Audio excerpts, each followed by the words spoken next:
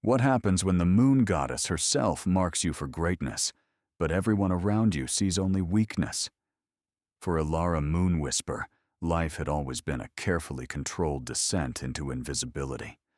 Born an Omega in the Silver Crest Pack, she'd learned early that her voice didn't matter, her desires were irrelevant, and her very existence was tolerated only because pack law demanded it. The smallest, the weakest, the forgotten, those were the words that defined her. She cleaned the pack house floors while Betas walked over her work without a glance. She prepared feasts she'd never be invited to join. She existed in the spaces between importance, a shadow among wolves who gleamed with power and purpose. But when Alpha Darius Blackthorn stood before the entire pack during the lunar ceremony and spoke the words that would sever their fated bond, everything changed. And what happens next? No one was prepared for. The ceremony had begun like every lunar ceremony before it. The pack gathered in the sacred clearing, the ancient stone circle illuminated by torches that cast dancing shadows across the faces of hundreds of wolves. The scent of ceremonial incense, sage and moon jasmine, hung thick in the air, mingling with the excited energy of the crowd. Tonight, Alpha Darius would announce his chosen mate, the future Luna of Silver Crest Pack. Elara stood at the very back, as always, her slight frame nearly hidden behind broader shoulders and taller bodies. She wore the simple gray dress reserved for Omegas during formal gatherings, a stark contrast to the rich colors and fine fabrics that adorned the higher-ranked wolves. Her dark hair hung loose down her back, and she kept her eyes lowered, a habit formed over 22 years of survival. The scent of forest, embers, ozone, and steel announced Darius's presence before he even stepped onto the raised platform. He was magnificent, 6.5 feet of pure alpha dominance, his dark hair gleaming in the torchlight, his amber eyes scanning the crowd with the confidence of someone who'd never known doubt. Power radiated from him in waves that made lesser wolves instinctively bare their throats. Elara's heart thundered in her chest. The bond between them pulsed like a living thing, invisible to everyone else, but undeniable to her. It had snapped into place on her 18th birthday, that mystical connection the moon goddess forged between true mates. For 4 years, she'd felt his emotions like echoes in her chest, dreamed his dreams, sensed when he was angry or pleased or restless. For 4 years, she'd hoped he felt it too. "My pack," Darius's voice rang out, rich and commanding. "Tonight, I claim my mate and your future Luna." The crowd erupted in excited murmurs. Elara's mother, standing 3 rows ahead, went rigid. Her father's scent, earth and old books, soured with something that smelled like fear. Isabel Crimson stepped forward. Time stopped. The name wasn't hers. The beautiful blonde beta who glided onto the platform wasn't her. The woman who smiled with perfect white teeth and tilted her head to expose her throat in submission wasn't her. The bond inside Elara's chest screamed. "But Alpha," someone called out. Elder Thomas, his voice quavering with age and concern. "The lunar ceremony is sacred. If the moon goddess has chosen—" "The moon goddess," Darius interrupted, his voice sharp as broken glass, "does not dictate my choices. I am Alpha. I choose who is worthy to stand beside me." His eyes swept the crowd and landed on Elara. She felt the exact moment he acknowledged the bond, felt his recognition of it slam into her like a physical blow. His lip curled. "Elara Moonwhisper," he said, and the disgust in his voice made several pack members gasp. "Step forward." No, this wasn't how it was supposed to happen. Elara's legs moved without her permission, carrying her through a crowd that parted like she carried disease. The scent of her fear Bitter almonds must have been overwhelming, but she couldn't stop it. She climbed the platform stairs on shaking legs. Up close, Darius was even more imposing. He towered over her, his power pressing down like a physical weight. Isabel stood to his right, her scent, cinnamon, iron, blood, sharp with triumph. "You feel it, don't you?" Darius asked, his voice low enough that only those on the platform could hear. "The bond." Alara managed a tiny nod. "Then you'll understand what I'm about to do." He raised his voice so the entire pack could hear. "The moon goddess, in her wisdom, sometimes tests us. She presents us with bonds that challenge us, that ask us to choose between destiny and duty. Alara Moonwhisper is my fated mate." Shocked whispers rippled through the crowd. "But she is weak. She is Omega. She carries no power, commands no respect, inspires no loyalty. She would doom this pack to ridicule and vulnerability." He turned his full attention to her, his amber eyes cold as winter. "And so I, Alpha Darius Blackthorn, formally and publicly reject you as my mate. I reject the bond the moon goddess forged. I choose strength over sentiment, power over fate." The words hit her like physical blows. But worse, so much worse, was what came next. The bond began to tear. It started as a pulling sensation in her chest, as if someone had hooked invisible claws into her sternum and was slowly, methodically ripping outward. Alara gasped, her hands flying to her chest. The pain intensified, spreading through her ribs, her lungs, her heart. It felt like her soul was being shredded from the inside out. She screamed. The sound that tore from her throat wasn't human. It wasn't even fully wolf. It was primal and agonized, echoing off the ancient stones and silencing every voice in the clearing.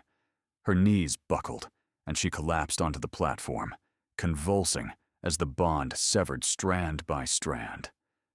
Through the haze of pain, she heard Isabel laugh, a cruel, delighted sound. "Guards," Darius commanded, his voice detached, clinical. "Remove her from Packlands. An Omega who cannot accept rejection has no place here." Strong hands gripped Alara's arms, hauling her upright even as her body continued to spasm. She couldn't speak, couldn't breathe properly, couldn't think past the all-consuming agony. The guards, Marcus and Thorn, wolves she'd known her entire life, dragged her down the stairs and through the crowd. She caught glimpses of faces as they passed. Some showed pity. Most showed relief that it wasn't them. A few showed satisfaction. Her mother's face was buried in her father's chest, her shoulders shaking. Her father met Alara's eyes for just a moment, and what she saw there made the pain in her chest somehow worse. Guilt. Deep, crushing guilt. But he did nothing. Said nothing.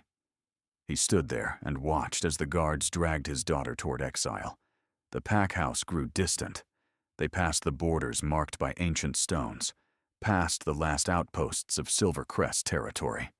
The forest beyond was forbidden to lone wolves, rogue territory, where pack law didn't reach and mercy didn't exist. "I'm sorry," Marcus whispered, as they finally stopped at the edge of a ravine. Below, the whispering woods stretched dark and endless. "Alpha's orders." They released her arms, and Alara crumpled to the frozen ground. The pain had subsided to a constant throbbing ache that radiated from the center of her chest. Where the bond had been, there was now just emptiness, a void that echoed with loss. "Please," she managed, her voice barely a whisper. "Just let me go back. I'll leave quietly in the morning." The storm. Because of course there was a storm rolling in. She could see it on the horizon, dark clouds swallowing the stars, feel it in the sudden drop in temperature. Late autumn storms in the Northern Territories were deadly. Thorn shook his head. Orders were immediate exile. I'm sorry, Ilara. They turned and disappeared into the trees, their footsteps fading quickly. Within moments, Ilara was alone, in a way she'd never been before. Without the pack bonds, even the tenuous ones of an Omega, the silence was crushing. The first snowflakes began to fall.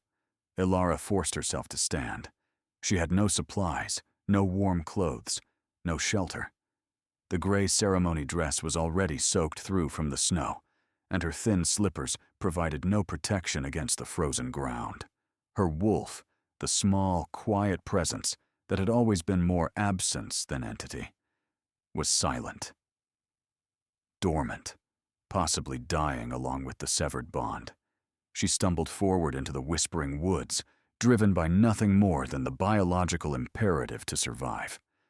The trees here were ancient and twisted, their branches forming a canopy so thick that even in daylight, this place existed in perpetual twilight. Now, in the dark, with snow falling steadily, she could barely see 3 feet ahead. The temperature dropped further. Her fingers went numb. Her breath came in short, under sharp gasps that created clouds of vapor. She wrapped her arms around herself, but it did nothing against the cold that was seeping into her bones. A structure emerged from the darkness. The ruins of an old barn, its roof mostly collapsed, but one corner still intact enough to provide minimal shelter. Ilara practically fell through the broken doorway, her legs finally giving out. She curled into the driest corner she could find, pulling rotted hay around herself in a pathetic attempt at warmth. This is it, she thought distantly.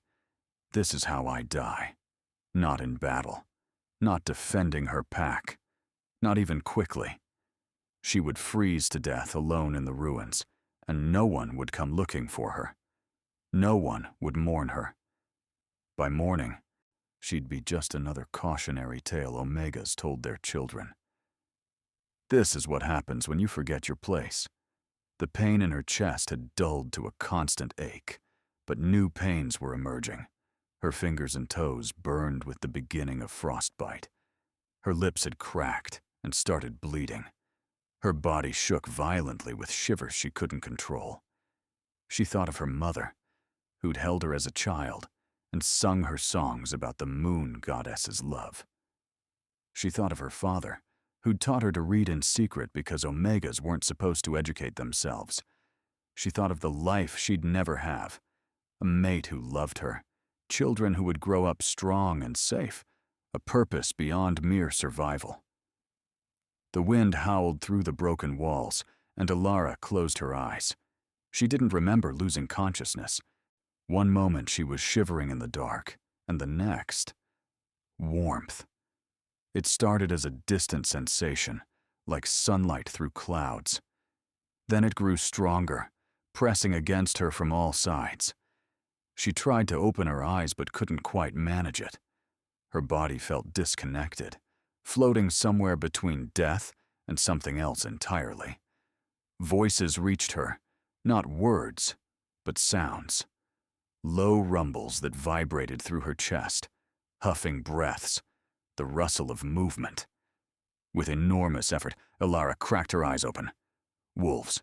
1, 2, 3, 4, 5, 6, 7, 8, 9, 10. 10 massive wolves surrounded her, their bodies forming a living barrier against the storm. They were enormous, each one easily twice the size of a normal alpha, with thick fur that seemed to shimmer in the darkness. Their eyes glowed with an otherworldly light. Amber, silver, gold, green. She should have been terrified. Rogues ran in small packs at most, and they killed without mercy. 10 wolves this size could tear her apart in seconds. But they weren't attacking. They were protecting her. The largest one lay directly against her back, his body heat seeping into her frozen muscles. Another had positioned himself at her feet, warming her legs. The others formed a circle around them, their massive bodies blocking the wind and snow. Am I dead? Alara whispered. The wolf at her back shifted, and suddenly there was a man instead. But not just any man. He was enormous, nearly 7 feet tall, with silver-streaked dark hair, a face carved from granite and marked with scars, and eyes that glowed molten silver even in his human form. The scent of aged oak, winter snow, pine, and storm rolled off him in waves so potent she could almost taste it. He was still touching her, one massive hand resting on her shoulder, and the contact sent a jolt of energy through her system. "No, little one," he said, his voice like thunder rolling across mountains. "You're not dead. Not anymore."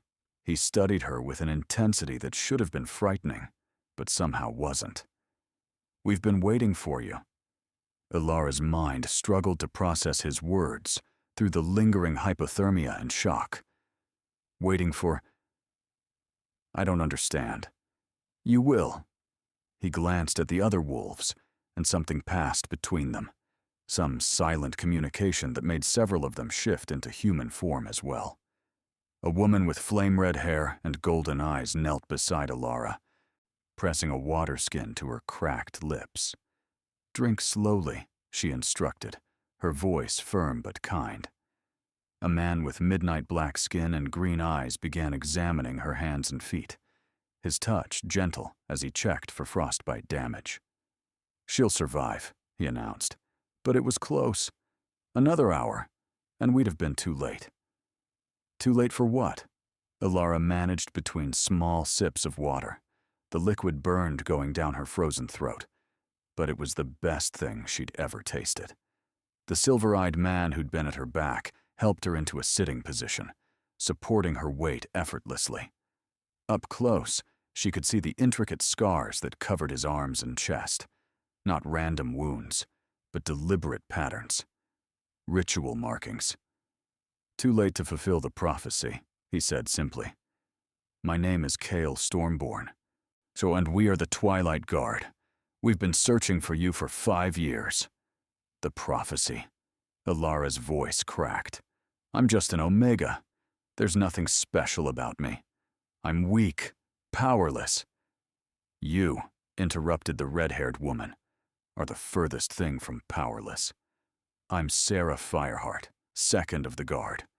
And before this night is through, you're going to understand exactly what you are." Another guard stepped forward, a lean man with copper hair and amber eyes that seemed to see straight through her. "I'm Finn Shadowstrider, and you need to know something," Alara Moonwhisper. "Your parents lied to you. Your pack lied to you. Everything you think you know about yourself is built on deception." The words should have felt like an attack, but they resonated with something deep inside her, that guilty look in her father's eyes, the way her mother had turned away, the absence where her wolf should have been. "What do you mean?" Alara asked, her voice barely a whisper. Kyle's expression softened slightly. "There are things we need to show you, truths you need to understand. But first, we need to get you somewhere safe and warm. Can you walk?" She tried to stand, and immediately collapsed. Her legs had no strength left, and the world tilted dangerously. "I've got you," Kyle said, scooping her up as if she weighed nothing. Cradled against his chest, surrounded by his warmth and that storm scent that spoke of wild places and ancient power, Alara felt safer than she had in years. The other guards shifted back into their wolf forms, forming a protective formation around Kyle as he carried her deeper into the whispering woods. Despite her exhaustion and confusion, Alara noted how they moved, not like rogues or even pack wolves, but like trained warriors. Every step was deliberate, every movement coordinated. "The Twilight Guard," she murmured against Kael's chest. "I've heard that name in old stories, but those are just legends, tales to scare children." "Some legends," a voice said from her left. One of the guards still in wolf form was somehow speaking directly into her mind. "Are memories the world tried to forget." They reached a clearing where the trees formed a perfect circle, and in the center stood a structure that hadn't been there moments before. It shimmered into existence, like morning mist solidifying, revealing a longhouse built from ancient timber and covered in glowing runes. "Welcome," Kyle said as he carried her through the doorway, "to your awakening." Inside, the longhouse was impossibly warm and spacious. Furs covered the floor, and a fire burned in a central pit without any visible chimney. Yet the smoke spiraled upward and disappeared. The other guards filed in, shifting back to human form and moving with the easy familiarity of people who'd lived together for years. Kale set Alara down on a pile of furs near the fire. The red-haired woman, Sarah, appeared with dry clothes and blankets. "Change," she ordered, not unkindly. "Then we'll talk." The guards turned their backs, giving her privacy, and Alara quickly stripped off her wet ceremony dress and pulled on the offered clothing. Soft leather pants, a thick wool tunic, warm socks. Everything fit perfectly, as if made for her. "Better?" Kyle asked once she was settled, wrapped in blankets and finally warm. "Better," she confirmed. Then, because she needed to understand. What prophecy? What lies? What am I supposed to be? The guards gathered around the fire, and Kyle began to speak. 500 years ago, when the first packs formed and the moon goddess still walked among us, she made a promise. She said that when the wolf packs grew corrupt, when power became more important than honor, when the weak were cast aside and the strong ruled through fear alone, she would send a champion, a matriarch. Alara's breath caught. The matriarch was a bedtime story, a myth. Finn continued the tale. The prophecy says, when the bond of fate is broken, not by death, but by pride, when an Omega bleeds alone beneath the hunter's moon, the matriarch will rise. She will be marked by power that sleeps, bound by fear, and wakened by pain. She will come when the packs have forgotten the old ways, and she will remind them. Tonight, Sarah added softly, is the hunter's moon, and your fated bond was broken not by death, but by an alpha's pride. Alara shook her head. No, you don't understand. I have no power. My wolf barely exists. I'm the weakest. You have no power, Kyle interrupted, his silver eyes blazing. Because it was bound, deliberately, magically. When you were just an infant, the world seemed to tilt. What?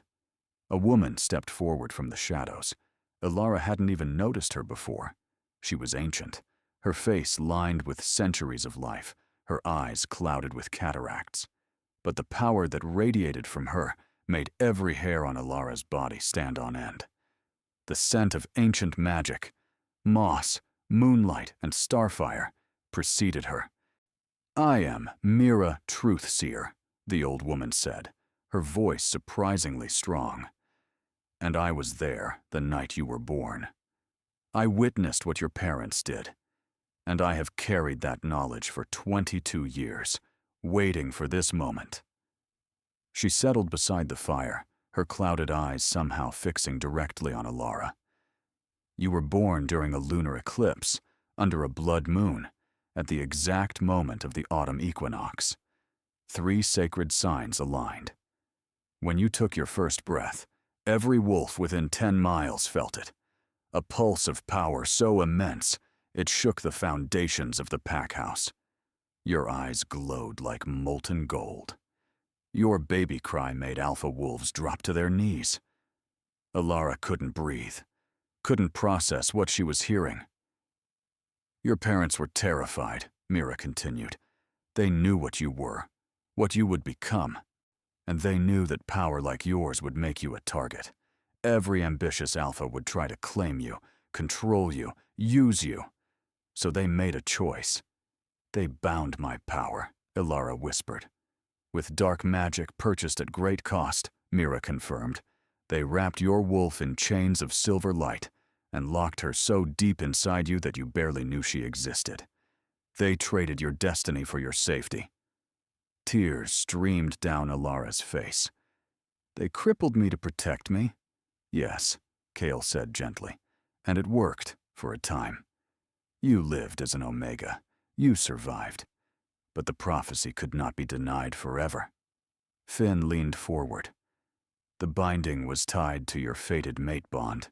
When Darius rejected you, when that bond shattered, the binding shattered too. Your wolf is waking up, Alara, and when she fully emerges, boy, you will be what you were always meant to be. As if in response to his words, something stirred in Alara's chest. Not the emptiness left by the severed bond. This was different. Deeper. Older. Hello, a voice said in her mind, feminine and powerful and utterly alien. I've been waiting to meet you, Alara gasped. She's talking to me. My wolf, I can hear her. The guards exchanged knowing looks. What's her name? Sarah asked. Alara closed her eyes, listening to the voice that was both strange and somehow intimately familiar. Aethera, she breathed. Her name is Aethera. Our name, the wolf corrected gently. We are one, little sister. We always have been. I'm sorry it took so long for us to find each other. Can you shift? Kyle asked carefully. With the binding broken, so you should be able to— Not yet, Mira interrupted. The binding is shattered, but the power has been locked away for 22 years. It needs time to fully wake, to integrate. Forcing it too soon could damage her permanently. She speaks truth, Aethera confirmed in Alara's mind. But soon, very soon, I will show you what we truly are. The fire crackled, and one of the guards who hadn't spoken yet approached with a bowl of hot stew. He was younger than the others, with kind brown eyes and a gentle smile. Eat, he said simply. You need strength for what comes next. I'm Rowan, by the way, the quiet one. Alara accepted the bowl gratefully, and as she ate, the other guards introduced themselves. There was Lyra Nightwhisper with her silver-white hair and haunted past. Theron Blackwood with muscles that could bend steel and a laugh that shook the rafters. Ash Greymane, who barely spoke, but whose tactical mind could outthink any enemy. Kira Swiftpaw, whose speed made her nearly invisible when she moved. And finally, Marcus Thornheart, not the guard who'd helped exile her, but a different Marcus entirely, one who'd been seeking her since before she was born. Each one had sworn an oath to the Twilight Guard, to protect the matriarch when she came, to help her reclaim what had been stolen from the wolf packs, honor, justice, and the old ways. But why me? Alara asked, when she'd finished eating. Even if I have this power, what am I supposed to do with it? Kale's expression turned grim. You're supposed to restore balance. The packs have become corrupt. Alphas rule through fear and brute strength, and Omegas are treated as less than nothing. The old laws, the ones that protected the weak, that demanded honor and mercy, that made packs into families instead of armies, they've been forgotten. You, Sarah added, are going to remind them. First, Aethera said in Alara's mind, her voice amused, you're going to learn to shift. And when you do, little sister, the world will tremble. Over the following days, the ruins became home. The Longhouse existed in a pocket of twisted space, protected by ancient magic that made it invisible to anyone not meant to find it. Inside, Alara learned things she'd never known about her own kind. She learned that Omegas weren't naturally weak. They were powerful empaths, healers, mediators. Their strength lay not in dominance, but in connection, in the ability to sense and soothe the emotions of those around them. Packs with honored Omegas were stable, healthy, strong. Packs that abused their Omegas inevitably turned toxic and collapsed. She learned that the matriarch wasn't just a powerful wolf, but a living embodiment of the moon goddess's will. Part alpha, part omega, part something entirely other. A being who could command any wolf through sheer presence, who could heal mortal wounds with a touch, who could sense truth and lies as easily as breathing. She learned to meditate, to reach deep inside herself and touch the vast reservoir of power that was slowly, steadily waking. And she learned that she wasn't alone anymore. The Twilight Guard became her family in ways her blood family had never been. Sarah taught her to fight, starting with basic self-defense and gradually building to complex combat forms. "You need to be able to protect yourself," the red-haired woman said firmly. "Power means nothing if someone gets close enough to hurt you before you can use it."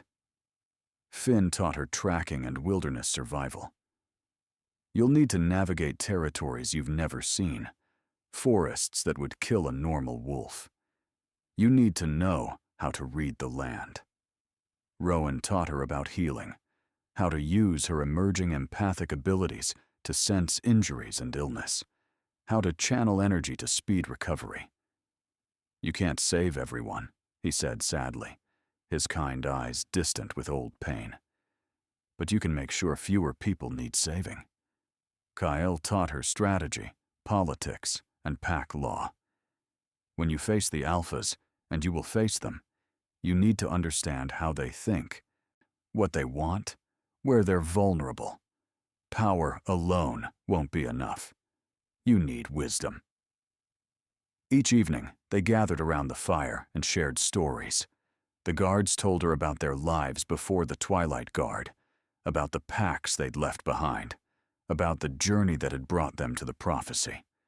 They told her about the years of searching, following rumors and ancient texts, always one step behind, until the night of the hunter's moon, when they'd felt her power shatter its binding like a beacon in the dark.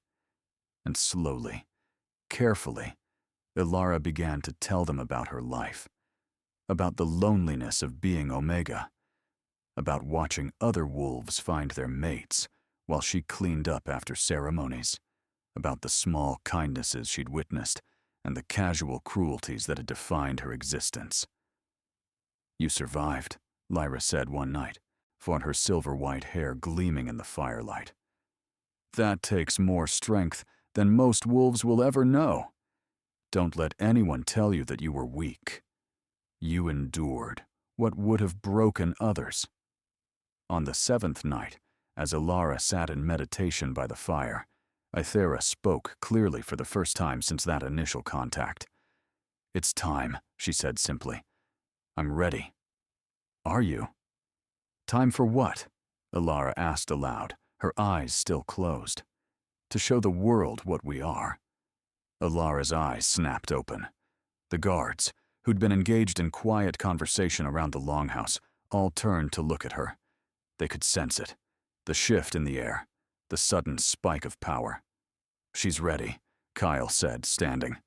"Ilara, you need to go outside. Now. What's happening?" But even as she asked, Ilara felt it.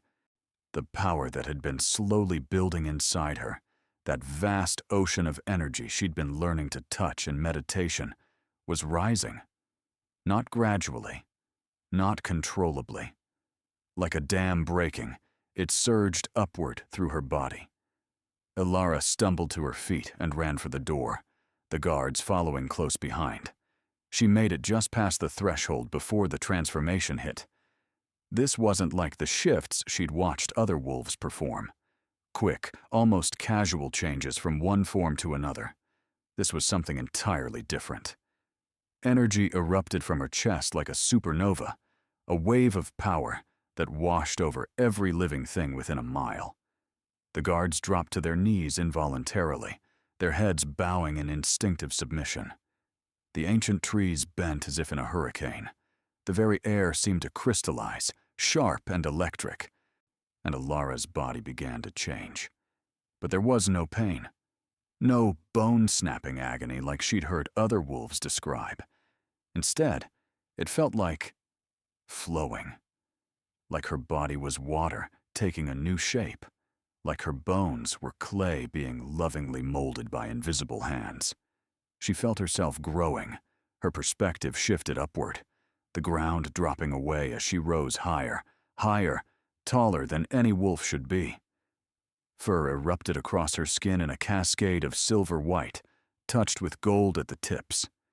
Each hair seemed to carry its own light, shimmering like starlight made solid. Her senses exploded into overwhelming clarity. She could hear the heartbeat of a rabbit 2 miles away, could smell each individual guard's scent with perfect distinction, could see every star in the sky with a clarity that made her want to weep. Her bones reformed, flowing into new configurations. Not the shape of a normal wolf, but something larger, more primal. Her paws, massive things tipped with claws like silver daggers, touched the earth, and she felt the pulse of the land itself, the ancient magic that ran through the whispering woods like veins of molten power. The transformation completed, and Alara stood in her true form for the first time. She was enormous, easily the size of a draft horse, dwarfing even Kale's impressive wolf form. Her fur rippled with internal light, and her eyes, she caught her reflection in a nearby stream, blazed with molten gold that seemed to burn with its own inner fire. Beautiful, Ethera whispered in their shared mind. We are beautiful and powerful and exactly what we were meant to be. A howl built in Alara's chest. She tried to suppress it, but it was like trying to hold back the tide. The sound that emerged shook the very foundations of the forest. Trees trembled, the ground vibrated, and somewhere in the distance, dozens of lesser wolves howled in response, their voices filled with instinctive recognition of their superior. When the howl faded, Alara looked down at the Twilight Guard. They were still kneeling, but their faces showed no fear, only awe. "She is the matriarch," Mira breathed, her clouded eyes streaming with tears. The prophecy is fulfilled. Kyle shifted to his human form and approached slowly, his head still bowed. "Your Majesty," he said formally, and the title made something in Alara's chest tighten. "Welcome to your power." The days that followed became a blur of training and discovery. Alara learned to shift between forms at will, though each transformation still sent a pulse of power through the surrounding area. She learned to control her aura, to dim it enough that nearby wolves wouldn't be overwhelmed by instinctive submission. She discovered that she could sense emotions with perfect clarity, not just from the guards, but from any wolf within miles. Fear tasted like copper. Joy felt like sunshine. Anger burned like coals. She learned to distinguish individual signatures, to read the emotional landscape like a map, and she learned that her power went far beyond the physical. When Theron injured himself during combat practice, cutting a deep gash in his arm, Alara found that she could heal it. She placed her paw on the wound, channeled her energy through their connection, and watched the flesh knit itself back together in seconds. When Ash struggled with nightmares from his traumatic past, Alara learned she could enter his sleeping mind and soothe the darkness there, replacing terror with peace. When Kira pushed herself too hard during speed training and collapsed from exhaustion, Alara could share her own energy, revitalizing the smaller wolf instantly. "You're not just powerful," Sarah said one evening as they watched the sunset together. "You're power itself, the kind that doesn't just dominate, it uplifts. That's what makes you the matriarch. Any brute can rule through fear. You rule through love." "I don't want to rule anyone," Alara confessed. "I just want justice," Sarah suggested. "Revenge, safety." "Peace," Alara finished quietly. "I want wolves to feel safe, to know that their value isn't determined by their rank or strength." I want Omegas to be honored, not hidden. I want packs to be families again. Sarah smiled. Then that's what we'll build. One pack at a time. But peace, Elara was about to learn, had to be won through confrontation first. It was Finn who brought the news, returning from a scouting mission, with tension rolling off him in waves. "We have a problem," he announced, striding into the longhouse. "Silver Crest Pack knows you're alive, and they're coming." Elara's blood ran cold. "How?" "Rogue Scout stumbled on your scent trail near the border. He reported back to Darius before I could intercept him." Finn's amber eyes were hard. "They're mobilizing a war party. 25 wolves, including Darius himself and that beta he chose, Isabel. They'll be here by dawn," Kyle added, on having received the information through his mental link with Finn. "We have maybe 8 hours to prepare."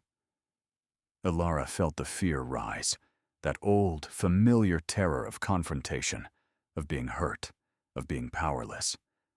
But beneath it, something new stirred. Aethera's rage.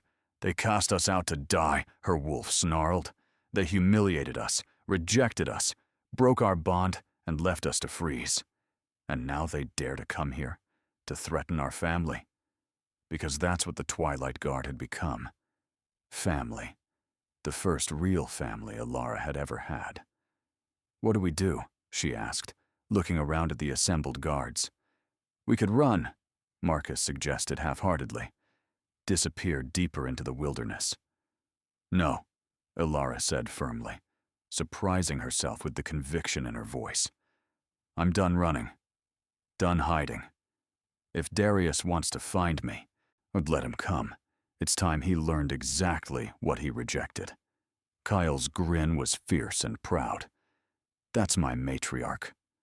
They spent the remaining hours preparing. The guards shifted into their true forms, and Elara finally understood why they'd been so confident. These weren't normal wolves. Each guard was a dire wolf, an ancient breed thought extinct, each one nearly as large as Elara herself. In their wolf forms, they were living weapons, with fangs that could crush bone and claws that could tear through armor. "We are the last of our kind," Lyra explained as they took up positions around the clearing. The dire wolves were the moon goddess's first creation, before modern packs.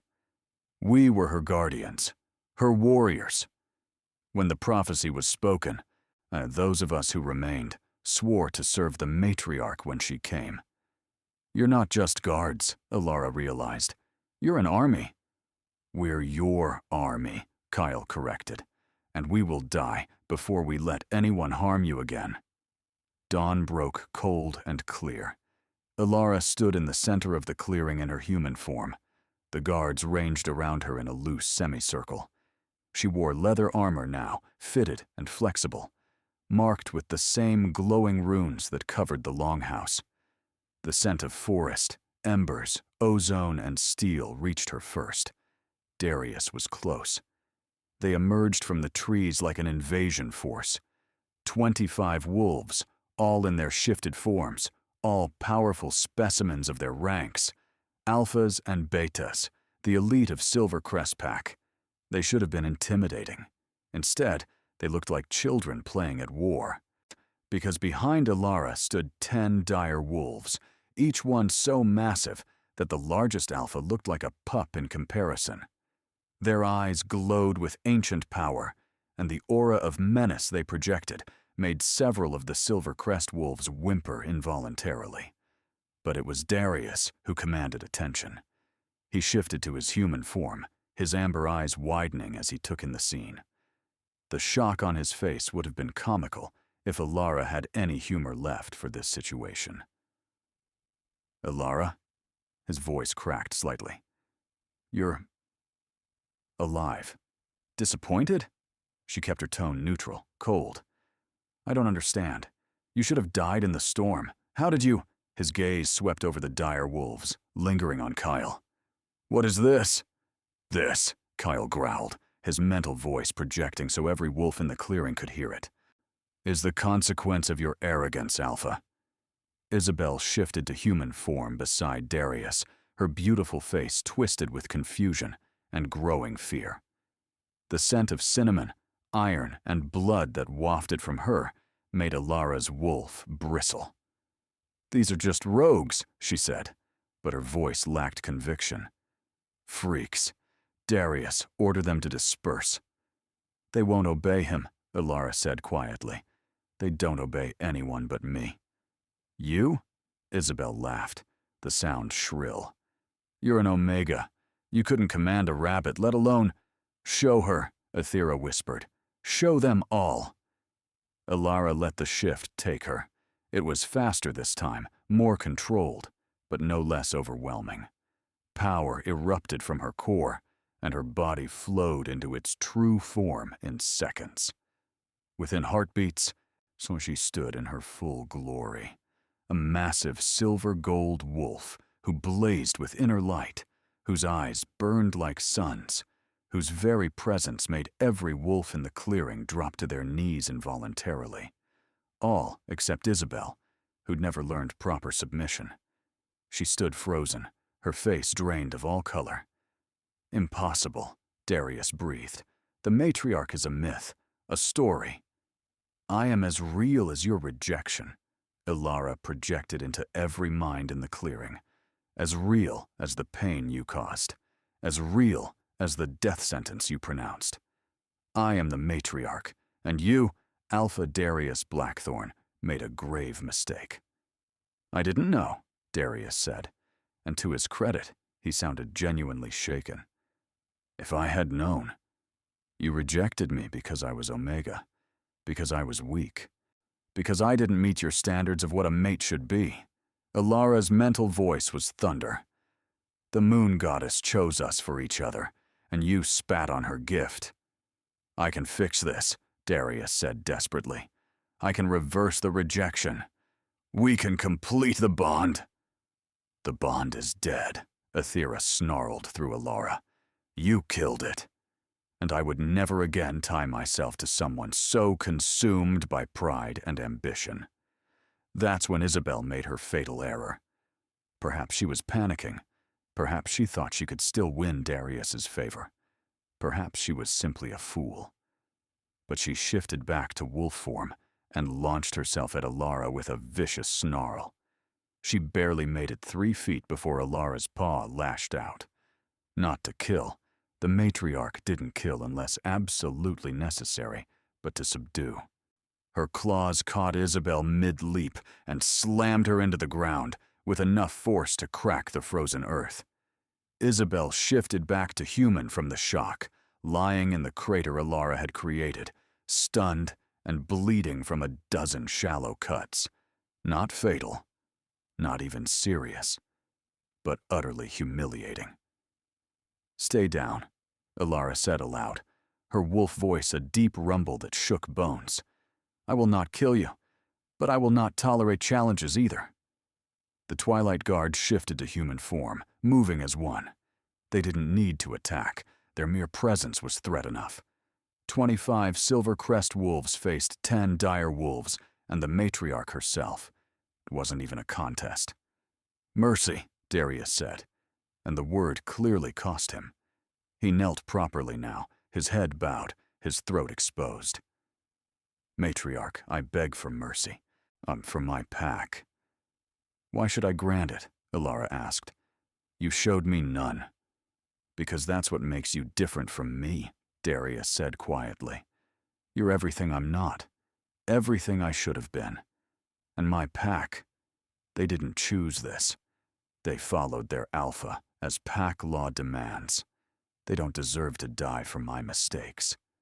Alara considered him for a long moment. She could kill him, could tear apart every wolf who'd stood by and watched her exile, could rain vengeance down on Silver Crest Pack until nothing remained but ashes and memory. But that wasn't justice. That was just more cruelty. "What should we do?" she asked Aethera silently. "We should teach them," her wolf replied. "Punishment, yes. Death, no. We are not here to destroy the packs. We are here to save them. Elara shifted back to human form, standing before Darius in her armor. You will face punishment, she said clearly. Not death, but justice. Here are my terms. She felt the power flow through her as she spoke, felt her words take on the weight of law. This was another gift of the matriarch, the ability to speak commands that bound like contracts, that became truth through sheer force of will. Darius Blackthorn, you will return to Silvercrest Pack and announce what I am. You will tell them that the old laws are returning, that Omegas are to be honored, protected, and valued, that any Alpha who abuses their power will answer to me. I will, Darius agreed immediately. You will step down as Alpha. That made him flinch, but he nodded. Who will lead? Someone with wisdom instead of just strength. Someone who understands that a pack is a family, not an army. Elara's eyes scanned the assembled wolves and landed on an older beta she recognized, Elder Thomas, who'd spoken up during her rejection. He will lead until a worthy Alpha emerges naturally. It will be done. And you, Isabel Crimson? Elara turned her attention to the blonde woman who was just regaining her feet. You sought power through manipulation and cruelty. You laughed when I suffered. You will spend the next year serving the Omega House, cleaning, cooking, caring for those you considered beneath you. Perhaps you will learn humility. Isabel's face twisted with rage and humiliation, but she didn't dare protest, not with 10 dire wolves watching her every move. As for the rest of you, Elara addressed the assembled Silvercrest wolves. You have a choice. Return to your pack and help build something better, or reject these terms and face exile yourselves. I will not force anyone to follow me, but I will not tolerate those who cling to the corrupt old ways. To a wolf, they all bowed their heads in acceptance. There's one more thing, Elara said, her gaze finding Darius again. My parents. Bring them to the border of Whispering Woods tomorrow at sunset. Alone. I need to speak with them. They claim they did it to protect you, Darius offered. I know. That's why I haven't already condemned them. But protection built on lies is just another form of cage. She straightened her shoulders, feeling the full weight of her power and responsibility. Now go. Spread the word. Tell every pack within 1,000 miles. The matriarch has risen. The old ways are returning, and any who stand against justice will answer to me. The Silvercrest wolves departed quickly, many of them stealing glances back at Elara, as if unable to believe what they'd witnessed. Darius was the last to leave, pausing at the tree line. I'm sorry, he said simply. For what it's worth, I truly am sorry. I know, Elara replied, but sorry doesn't erase the pain. It just means you've learned from it. Prove your apology through your actions. When they were gone, the clearing felt suddenly empty, despite the Twilight Guard surrounding her. Elara shifted back to wolf form and raised her head to the sky. The sun was fully risen now, painting the clouds in shades of gold and pink. She howled, not in pain or sorrow this time, but in triumph, in victory, in the declaration that she was no longer prey but predator, no longer victim but victor. The Twilight Guard joined their voices to hers, a chorus of power that echoed across the forest and beyond, carrying a message to every wolf who heard it. The matriarch had arrived, and nothing would ever be the same. The next evening, Elara stood at the border of Whispering Woods in her human form, Kyle at her side. The sunset painted the sky in blood and fire, and in the distance, she could see 2 figures approaching. Her parents. They looked older than she remembered, worn down by guilt and sleepless nights. Her mother's scent, rosemary and rain, was sour with anxiety. Her father's scent, earth and old books, carried the bitter tang of shame. They stopped 10 feet away, neither daring to come closer without permission. "Alara," her mother breathed, tears already streaming down her face. "You're alive. Thank the moon goddess. Don't thank her," Alara interrupted quietly. "She gave you a daughter marked by prophecy, and you locked that gift away." Her father stepped forward, his hands raised in a placating gesture. "We were terrified. You were so small, so vulnerable, and the power that radiated from you. Every alpha within 100 miles would have come to claim you. They would have used you, controlled you, or killed you if they couldn't. So you crippled me instead." Alara's voice remained calm, but the pain beneath was evident. "You made me live 22 years believing I was weak, worthless, broken. Do you have any idea what that did to me?" "We know," her mother sobbed. "We know, and it destroyed us to watch. Every day, seeing you struggle, seeing you hurt, knowing we caused it. But if we'd released the binding, if anyone had discovered what you were, they would have come for me anyway," Alara finished. "The prophecy couldn't be denied. All you did was delay it and make sure I faced it alone." "Not alone," Kale said quietly. "She had us." Her parents finally seemed to notice the massive warrior standing beside their daughter. Her father's eyes widened in recognition. "The Twilight Guard. You're real." "We are real," Kale confirmed. "And we've given her what you never could. The truth." Alara studied her parents for a long moment. She could see their genuine remorse, feel the weight of their guilt through her empathic senses. They'd made a choice, born of love, twisted by fear, and they'd lived with the consequences every day. "I can't forgive you yet," she said finally. "Maybe I will someday. Maybe I won't. But I understand why you did it, and I believe you thought you were protecting me." "What can we do?" her father asked desperately. "How can we make this right?" "You can't," Alara said bluntly. "The past can't be changed, but the future—" She paused, considering. "Return to Silver Crest Pack. Help Elder Thomas establish the new order. Show Omegas the respect they deserve. Live the life you should have taught me was possible.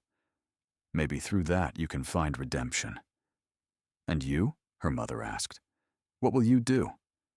Alara smiled, and for the first time in her life, it was the smile of someone who knew exactly who they were and what they were meant to do.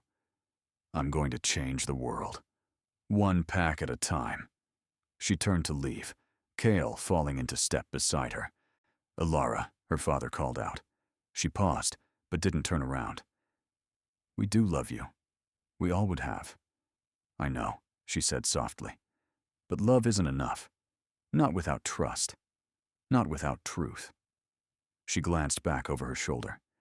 "Earn the truth. Then maybe we can rebuild love." As they walked back into the depths of Whispering Woods, Kyle spoke quietly. "That was hard. Are you all right?" "I will be," Alara replied. "I have my family now." She gestured to where the other guards waited in the clearing ahead. "They chose me. They didn't try to change me or hide me or make me small. They just saw me."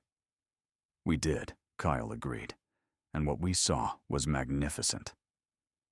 In the weeks that followed, word of the matriarch spread like wildfire. Packs from across the territory sent delegations, some offering alliance, some seeking guidance, and some testing whether the rumors could possibly be true. Alara met them all. She listened to their grievances, judged their disputes, and slowly began to weave a new network of packs, bound not by fear or dominance, but by mutual respect and the renewed old laws. Omegas who'd been abused found sanctuary in her territory. Alphas who'd grown drunk on power learned humility or were removed from their positions. Betas who'd been overlooked for lacking aggression were elevated based on wisdom and strategic thinking. And through it all, the Twilight Guard stood beside her, not as servants, but as equals. Protectors, yes, but also advisors, friends, family. Kyle, especially, became something more. It happened gradually, like dawn breaking, the way he always stood just close enough that she could feel his warmth. The way his storm scent would calm her when negotiations grew tense. The way he looked at her when he thought she wasn't paying attention, like she was the answer to every question he'd ever asked. One night, 3 months after her transformation, they stood together on a cliff overlooking the vast expanse of Whispering Woods. The moon was full, and its light turned everything silver and magical. "Kyle," Elara said quietly, "you said you'd been searching for me for 5 years." "We all had," he confirmed. "But you were the one who found me, who kept me warm in that barn, who brought me back from the edge of death. The prophecy guided me." But his voice was soft, uncertain, in a way she'd never heard from him. Elara turned to face him fully. "Is that all? Just prophecy?" He was quiet for a long moment, his silver eyes reflecting moonlight. Then, "At first, yes. I was searching for the matriarch because duty demanded it, because the prophecy had to be fulfilled." He reached up, his hand gentle, as he brushed a strand of hair from her face. "But now I'm not serving prophecy. I'm serving you. The woman who chose mercy over vengeance, who chose to heal instead of harm, who looks at broken wolves and sees not their weakness, but their potential." "Kyle, you don't have to say anything," he interrupted quickly. "I know fated mates are sacred, and yours was broken," Elara finished. "Darius was my fated mate, yes. But fates can be wrong. The moon goddess gives us starting points, not endings. And sometimes the bonds we choose are stronger than the ones chosen for us." She took his hand, lacing their fingers together. The touch sent warmth spiraling through her chest, not the desperate, painful pull of a fated bond, but something gentler and somehow deeper. "I choose you," she said clearly, "if you'll have me." Kyle's response was to pull her close and kiss her like she was the moon itself, something precious and powerful and worth protecting with every breath. When they finally pulled apart, both slightly breathless, he rested his forehead against hers. "I've been yours since the moment I saw you dying in that barn," he whispered. "Since I carried you through the snow and felt your heartbeat against my chest. Since you woke up and didn't scream, didn't run, just asked questions like the bravest person I've ever met." The bond formed between them wasn't like the fated mate bond had been. This one grew slowly, deliberately, a choice made and remade every day. And somehow, it was perfect. By the 6th month of Elara's reign as matriarch, the wolf world had fundamentally changed. The old laws were enforced with unwavering commitment. Omegas were protected and honored. Alphas ruled through earned respect rather than fear. Betas found their voices and their value.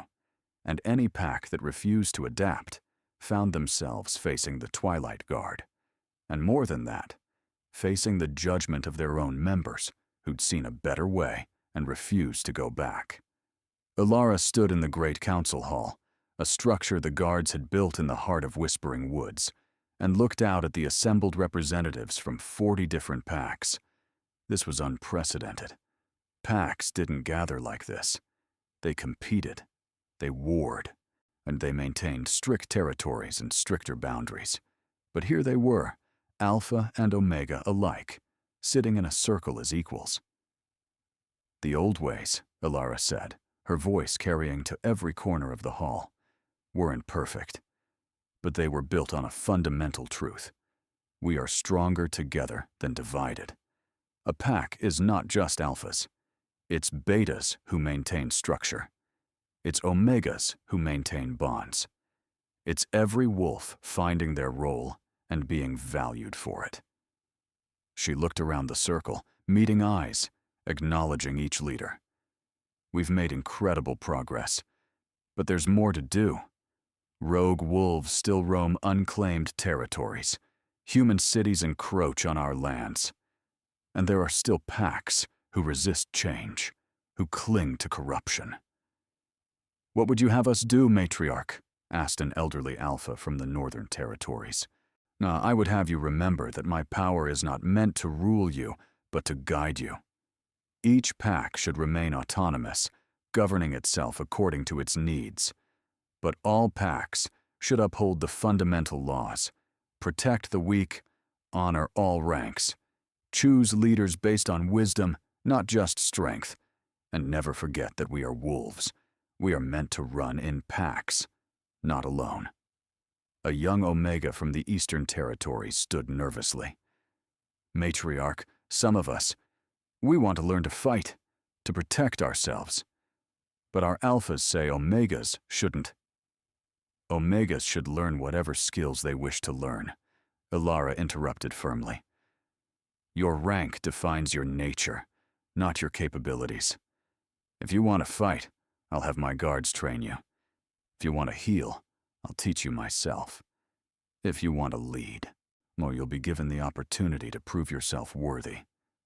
The council continued for hours, addressing grievances, forming alliances, establishing trade routes and territory agreements. It was exhausting work, but vital. When it finally ended and the representatives departed, Alara found herself alone in the hall with Kyle. "You were magnificent," he said, wrapping his arms around her from behind. "I was terrified," she admitted, leaning back into his warmth. "All those wolves looking to me for answers. What if I make the wrong choice? What if, then you'll make it right again," Kale said simply. "That's what leaders do. They don't have to be perfect. They just have to care enough to keep trying." Alara turned in his arms, about to respond, when a howl split the night. Not just any howl, a warning cry, urgent and afraid. They raced outside to find Finn standing in wolf form, his fur bristling with agitation. When he saw them, he shifted back to human. "We have a problem," he said grimly. "A big one." "What kind of problem?" Alara asked. "The kind that comes during the blood moon," Mira's voice said from the shadows. The ancient seer emerged, her clouded eyes somehow darker than usual. "The kind that was foretold alongside your prophecy." A chill ran down Alara's spine. "What do you mean?" Mira's expression was grave. "The prophecy spoke of the matriarch rising when the packs grew corrupt, but it also spoke of what would come after." She recited in a voice that wasn't quite her own. "When the matriarch rises and the old ways return, when the packs unite and justice burns, then shall the Shadow King wake from ancient sleep, not to test the Chosen One's power heap." "The Shadow King," Kale breathed. "I thought that was just a myth, a story to frighten young wolves." "So was the matriarch," Sarah pointed out, having emerged from the longhouse with the other guards, until she stood in front of us in all her glory. Alara felt Aethera stir within her, the wolf's presence suddenly alert and wary. "The Shadow King was the first betrayer," Aethera said, "the first alpha to choose power over honor, who was cursed by the moon goddess to sleep until one strong enough to judge him emerged. And that's me," Alara said aloud. "I'm the one strong enough." "The blood moon rises in 3 days," Mira confirmed. "On that night, he will wake, and he will come for you, not to either submit to your authority or destroy you and everything you've built." The Twilight Guard exchanged grim looks, but none of them looked afraid. They'd trained for this, prepared for this, known it was coming, even if they'd hoped it wouldn't. "Then we'll be ready," Alara said firmly. "We've come too far to fall now." She looked up at the sky, where the moon hung full and bright. In 3 days, it would turn red as blood, and she would face her greatest test yet. But she wasn't the frightened Omega who'd been cast out to die anymore. She was the matriarch, the chosen of the moon goddess, the leader of the Twilight Guard. She had power beyond measure, allies she trusted with her life, and a love that strengthened her every day. Whatever the Shadow King brought, she would face it, and she would win. Because that's what she did, and that's what she was meant to do. She was Alara Moonwhisper, the matriarch, and her story was just beginning. And so Alara's journey from rejected Omega to legendary matriarch reached its first triumphant conclusion. She'd survived betrayal, discovered her truth, unlocked unimaginable power, and begun to reshape the wolf world into something better, something kinder, fairer, stronger. She'd learned that weakness is sometimes hidden strength, that mercy can be more powerful than vengeance, and that the bonds we choose can be just as sacred as the ones fate chooses for us. The road ahead would bring challenges, the Shadow King, and whatever ancient darkness he represented. But she wouldn't face them alone. Never again would she be alone. What did you think of Alara's transformation?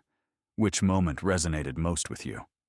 Have you ever felt underestimated, only to prove everyone wrong? Share your thoughts in the comments below. We love hearing from you. And if you enjoyed this story, don't forget to like this video and share it with someone who loves powerful werewolf tales. Hit that subscribe button and ring the notification bell so you never miss our next chapter. Because trust us, Alara's confrontation with the Shadow King is going to be epic. Thank you for listening, and we'll see you in the next chapter.